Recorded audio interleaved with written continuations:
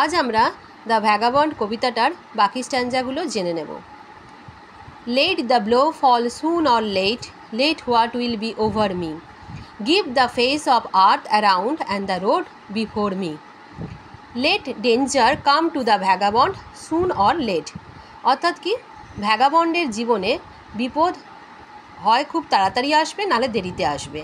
বিপদ কিন্তু তার জীবনে আসবেই। ভবঘুরে মানে যারা রাস্তায় রাস্তায় ঘুরে বেড়ায়, যাযাবরের মতো জীবনযাপন করে, তাহলে তারা বিপদটাকেও খুব সামনে থেকে দেখতে পায়।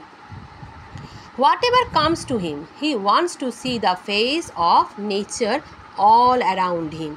তার জীবনে যাই আসুক না কেন, যে কোনো বিপদই আসুক না কেন, তিনি কি চান না পরিবেশের মধ্যে, প্রকৃতির মধ্যে থাকতে চান, এবং তার চারপাশে থাকবে কি প্রকৃতি, and the road before him to walk on, এবং পায়ের তলায় থাকবে রাস্তা। Wealth I seek not, hope nor love, nor a friend to know me, all I seek the heaven above and the road below me. He does not ask for money, success, ব্র্যাকেটে দেখো hope or লাভ। তাহলে vagabond কিন্তু জীবনে টাকা পয়সা, সম্পদ, success, সফলতা, লাভ, ভালোবাসা কিছুই চায় না। He does not want the friend who knows him, তিনি সেটাও চান না যে কোনো বন্ধু তাকে জানুক, চিনুক, চেনা জানা বন্ধু তিনি চান না। তাহলে বন্ধু, টাকা পয়সা, সফলতা কোনো কিছুই তিনি চান না। তিনি কি চান? All he ask for is the open sky above his head and the road under his fit. তার মাথার ওপরে খোলা আকাশ থাকুক আর পায়ে রাস্তা থাকুক, অর্থাৎ তিনি প্রকৃতির মধ্যেই কাটাতে চান। Next stanza. Or let autumn fall on me, where afield I linger, silencing the bird on tree, biting the blue finger, white as meal the frosty field, warm the fireside heaven, not to autumn will I yield, not to winter even. Let cold autumn fall on the vagabond, he will stay long in the field, তবুও তিনি মাঠের মধ্যে দাঁড়িয়ে থাকবেন। আচ্ছা, অটামেই কিন্তু ঠান্ডা পড়তে শুরু করে। আমাদের এখানে অটাম মানে শরৎকাল, আমরা সেই ঠান্ডার অনুভূতিটা তখন পাই না হয়তো, কিন্তু ওখানে তখন থেকেই ঠান্ডা শুরু হয়ে যায়। Birds will stop singing on the tree, পাখিরাও ঠান্ডায় আর গান গাইতে পারে না, তারাও গান থামিয়ে দেয়।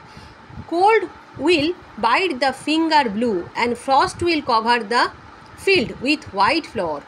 অর্থাৎ কি, দেখবে ঠান্ডায় আঙুলগুলো নীল হয়ে যায় এবং চারিদিক মাঠে তুষার মানে ফ্রস্টি হয়ে যায়, কী হয়ে যায়, তুষারময় হয়ে যায়, স্নোয়েতে ভর্তি হয়ে যায় সারা মাঠ, দানা শস্যের মতো, হোয়াইট ফ্লাওয়ার মতো কী হয়ে যাচ্ছে না, সেইখানে ছোটো ছোটো তুষার কণা পড়ে পুরো ভর্তি হয়ে যায়।